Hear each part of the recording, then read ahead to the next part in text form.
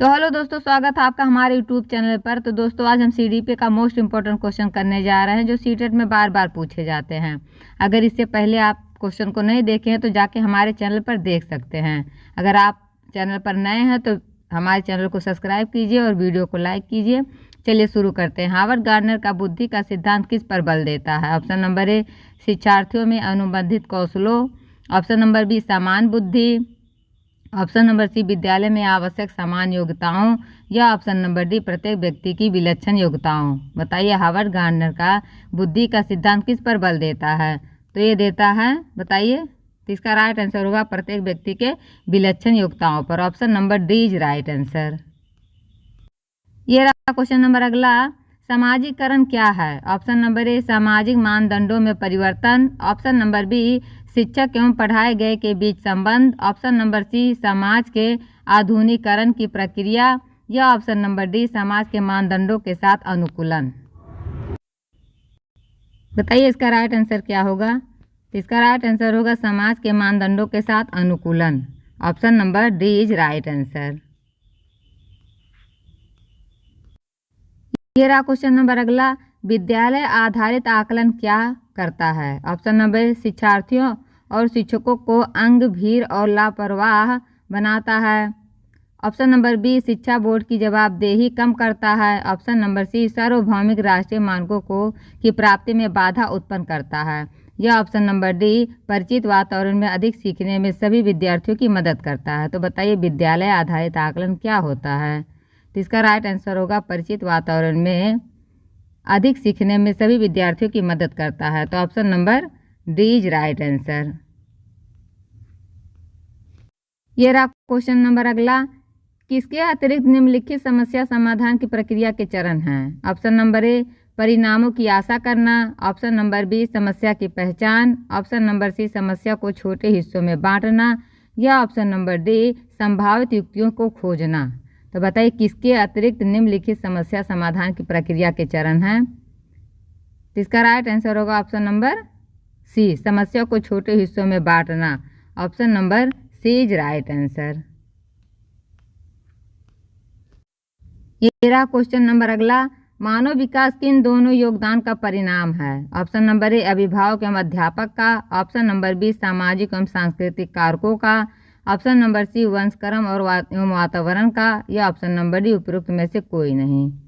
तो बताइए इसका राइट आंसर क्या होगा? मानव विकास किन दोनों योगदान का परिणाम है? तो इसका राइट आंसर होगा ऑप्शन नंबर सी, वंशक्रम और वातावरण दोनों का। Option number C is right answer. ये रहा क्वेश्चन नंबर अगला। समस्या के अर्थ को जानने की योग्यता वातावरण के दोषों, कमियों एवं रुचियों के प्रति सजगता विशेषता है। ऑप्शन नंबर ए, प्रतिभाशाली बालकों की। ऑप्शन नंबर बी, समान बालकों की। ऑप्शन नंबर सी, सृजनशील बालकों की। या ऑप्शन नंबर डी, उपरोक्त में से कोई नहीं। तो बताइए, समस्या के अर्थ को जानने की योग्यता वातावरण के दोषों, कमियों एवं रुचियों के प्रति सजगता विशेषता किसकी है? तो यह सृजनशील बालकों की। Option number C is right answer.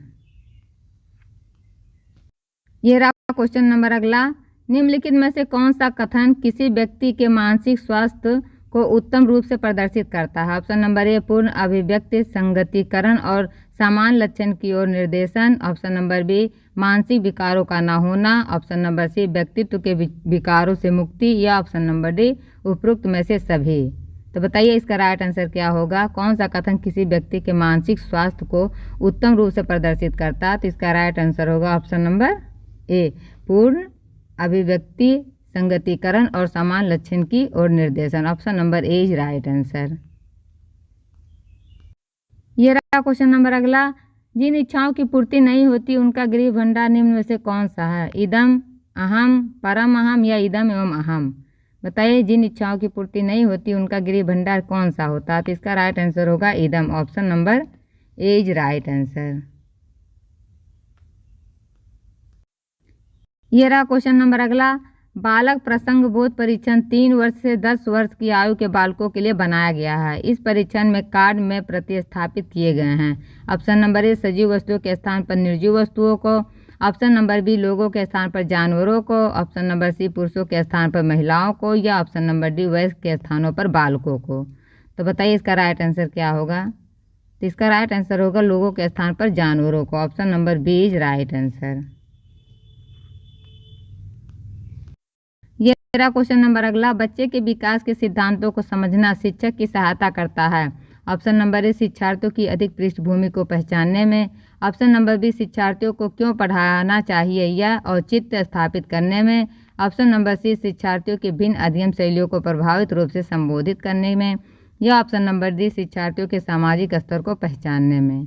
तो बताइए इसका राइट आंसर क्या होगा। इसका राइट आंसर होगा शिक्षार्थियों के भिन्न अधिगम शैलियों को प्रभावी रूप से संबोधित करने में। Option number C is right answer.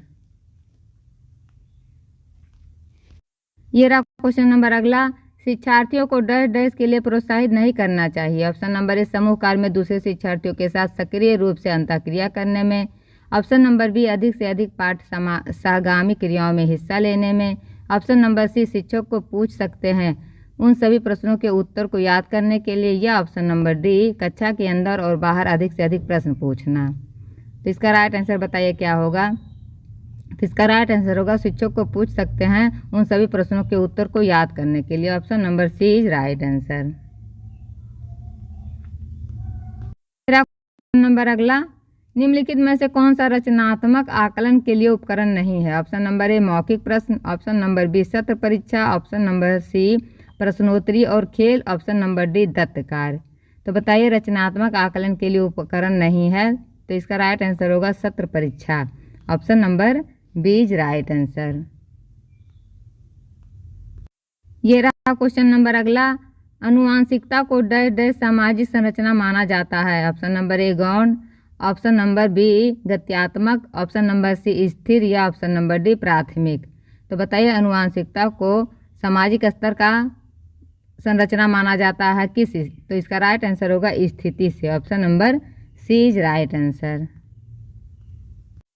ये रहा क्वेश्चन नंबर अगला, पियाजे के अनुसार विकास की पहली अवस्था के दौरान बच्चा डैश डैश डैश सबसे बेहतर सीखता है। ऑप्शन नंबर ए निष्क्रिय शब्दों को समझने के द्वारा। ऑप्शन नंबर बी अमूर्त तरीके से चिंतन द्वारा। ऑप्शन नंबर सी भाषा के नए अर्जित ज्ञान के अनुप्रयोग द्वारा। या ऑप्शन नंबर डी इंद्रियों के प्रयोग द्वारा। तो बताइए पियाजे के अनुसार विकास की पहली अवस्था के दौरान बच्चा किस तरह सबसे बेहतर सीखता है। तो इसका राइट आंसर होगा ऑप्शन नंबर डी इंद्रियों के प्रयोग द्वारा। Option number D is right answer.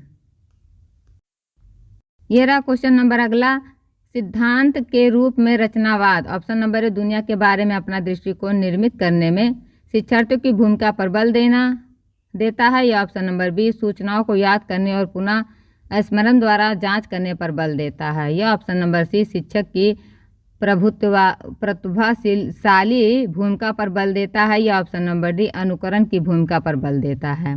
बताइए सिद्धांत के रूप में रचनावादी क्या करता है। तो इसका राइट आंसर क्या होगा। तो इसका राइट आंसर होगा दुनिया के बारे में अपना दृष्टिकोण निर्मित करने में शिक्षार्थियों की भूमिका पर बल देता है। Option number A is right answer. यह रहा क्वेश्चन नंबर अगला, व्यक्तिगत शिक्षार्थियों एक दूसरे से किस में भिन्न होते हैं। ऑप्शन नंबर ए विकास की दर में। ऑप्शन नंबर बी विकास क्रम में। ऑप्शन नंबर सी विकास की सामान्य क्षमता पर। या ऑप्शन नंबर डी वृद्धि एवं विकास के सिद्धांत पर। तो बताइए व्यक्तिगत शिक्षार्थियों एक दूसरे से किस प्रकार भिन्न होते हैं। तो ये होते हैं विकास की दर पे। Option number A is right answer. विकास की दर से वे भिन्न होते हैं। ये रहा क्वेश्चन नंबर अगला, मूल्यांकन का मुख्य उद्देश्य होना चाहिए। ऑप्शन नंबर ए शिक्षार्थियों की उपलब्धियों को मापना। ऑप्शन नंबर बी यह निर्णय लेना कि क्या विद्यार्थी को अगली कक्षा में प्रोन्नत किया जाना चाहिए। या ऑप्शन नंबर सी सीखने में होने वाली कमियों का निदान और उसका उपचार करना। या ऑप्शन नंबर डी शिक्षार्थियों की त्रुटियां निकालना। तो मूल्यांकन किस उद्देश्य पर होना चाहिए। तो मूल्यांकन होना चाहिए सीखने में होने वाली कमियों का निदान और उसका उपचार करना। Option number C is right answer. ये रहा क्वेश्चन नंबर अगला, बिंग व हंट के अनुसार किसकी विशेषताओं को सर्वोत्तम रूप से व्यक्त करने वाला एक शब्द है परिवर्तन। परिवर्तन शारीरिक सामाजिक और मनोवैज्ञानिक होता है। ऑप्शन नंबर ए शैशवावस्था में। ऑप्शन नंबर बी बाल्यावस्था में। ऑप्शन नंबर सी किशोरावस्था में। या ऑप्शन नंबर डी प्रौढ़ावस्था में। तो बताइए बिंग व हंट के अनुसार किसकी विशेषताओं को सर्वोत्तम रूप से व्यक्त करने वाला एक शब्द है जो परिवर्तन कहलाता है। परिवर्तन शारीरिक सामाजिक और मनोवैज्ञानिक होता है तो किस अवस्था में होता है? तो ये होता है किशोरावस्था में। Option number C is right answer.